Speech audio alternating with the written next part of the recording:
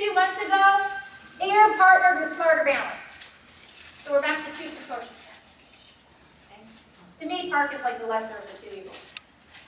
Both consortiums got $360 million of your federal tax dollars. Don't tell me the federal government doesn't have anything to do with Common Core. Not when they're funneling $360 million into the Common Core test. Okay. This is Joseph Califano. He used to be the Health, Education, and Welfare Secretary, and he makes a really good point. He says, you know, any set of test questions that the federal government prescribed, or shall we say funds, pays for, is highly suspect. As a first step toward a national curriculum, national control of curriculum is a national control of ideas. We are still in this teach to the test mentality. You've got the federal government paying for a test that our teachers are going to have to teach to. Scary thought. It's a back door. Next slide. Let's look at some of the other tests, like the GED, the ACT, the SAT. This is where the home schools and the private schools get caught up in this mess.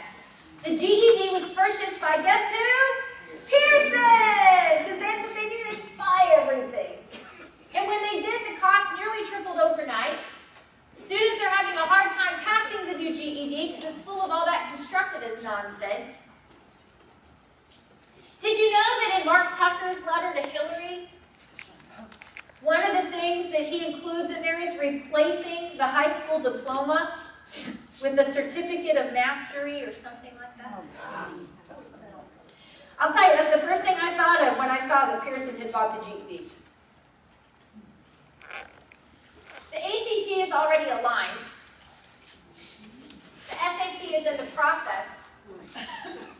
Hey, do you know who owns the SAT? College Board. Guess who the president now is of the College Board? Yes. David Coleman. The weasel you watched earlier that was the president of Achieve. He's now the president of the College Board. He owns the SAT. Do you know what else the College Board owns? The Advanced Placement Curriculum. And the International Baccalaureate. The International Baccalaureate is a United Nations education program. Advanced Placement is now owned by the College Board and David Coleman, and they have been under fire in the media recently for a lot of revisionist history. Their AP history is ridiculous. I'll give you a couple of examples. A sample AP history since David Coleman took the helm hails Gorbachev as the hero for bringing down the Iron Curtain. Doesn't even give Reagan's fiery speech. It gives some other speech he gave at some college that has nothing to do with it.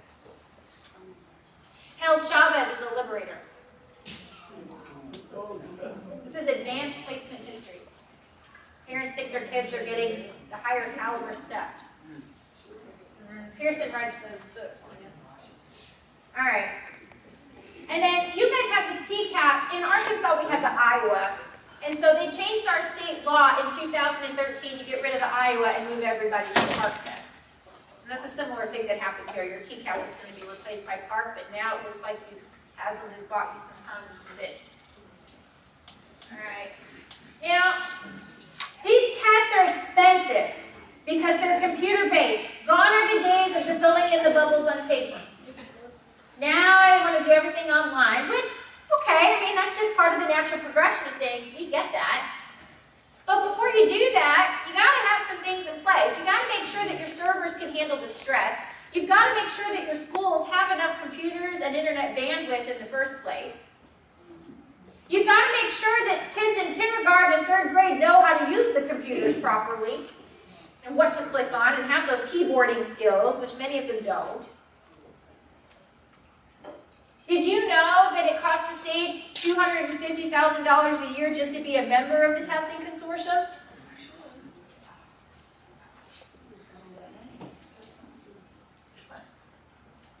This is where the data mining comes in. See, the proponents of Common Core will say, oh, you silly Tea Party, tinfoil hat, conspiracy theorist people, there's no data collection, there's no data mining with the Common Core. Yes, there is. It's not in the standards, it's in the PARC agreement.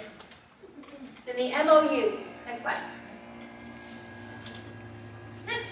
This takes us to assurance number 3, SLDS and P20 data collection. Next. Sorry.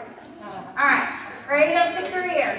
And SLDS is the... You like the picture? Please explain acronyms. Yes, I'm about to. Thank you. The SLDS stands for State Longitudinal Database System.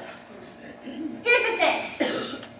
It's unconstitutional and illegal for the United States Department of Education to have a national database on our students. True that. But in 2002, a law was passed that said, well, you know, what you can do is you can come up with a template, and you give that template to all the states and say, here, you go build something that matches this, that interfaces. And you get all the states to create databases that are longitudinal, meaning they can connect across state lines. And then with a few keystrokes, the Department of Ed can go, voila, virtual student database. Access data management, number one. So that's exactly what they did. The Department of Labor spent millions of dollars incentivizing the states to do this. In Arkansas, the Department of Labor gave us $18 million for our SLDS. Why would the Department of Labor want that? Because this is an industrial workforce model of education. This is about workforce pathways. You're going to be a nurse, you're going to be an engineer, you're going to be a teacher, and you're going to be a shellfish. Because your test scores tell us so. And your behavioral profile catalogs tell us so. This is reminiscent of the Soviet Union. Yeah, in Germany. Yeah. I told you.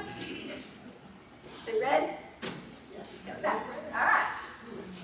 So then they gave the states this template for the data units and said, okay, this is called a P20 model. That means preschool to age 20. So what these guys want is they want to track individual students from preschool. It's another reason why you're seeing the push for mandated universal pre-K starting at age 3. From preschool all the way to career and eventually grade, so that they can monitor all of this and you know, make innovative decisions with regard to education and tell everybody what they should do. Because again, the state knows better, right? Because we're all statistics. We're all just units. That, you know, that's another good point. Arnie Duncan in his speeches to UNESCO and a lot of these other guys like Mark Tucker, they don't refer to our kids as students. They refer to them as human capital.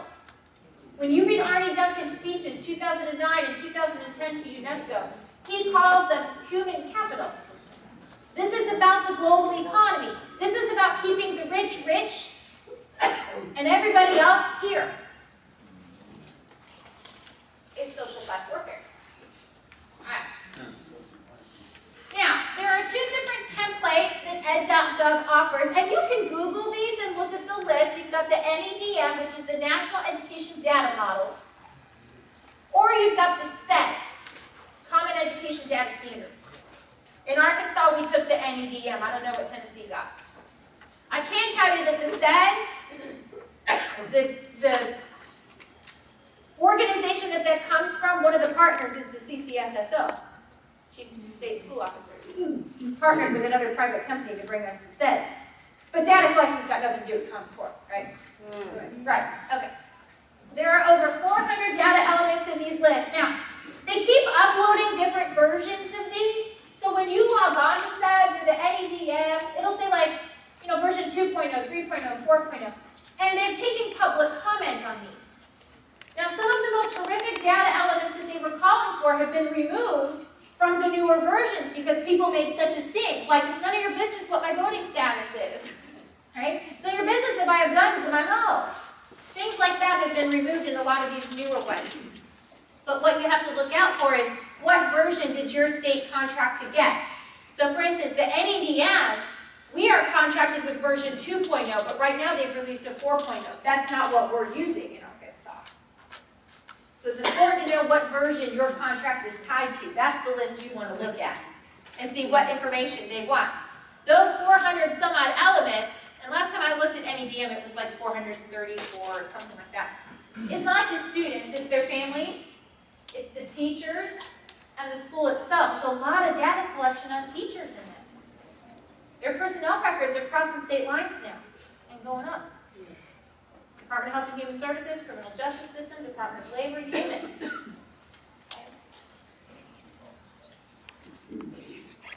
Next slide. Here's where you can go if you want to see the status of your state. nces.ed.gov. Just search SLDS for your state and you can pull it up. I'm going to take a picture of that time. Do that for a minute. Again, this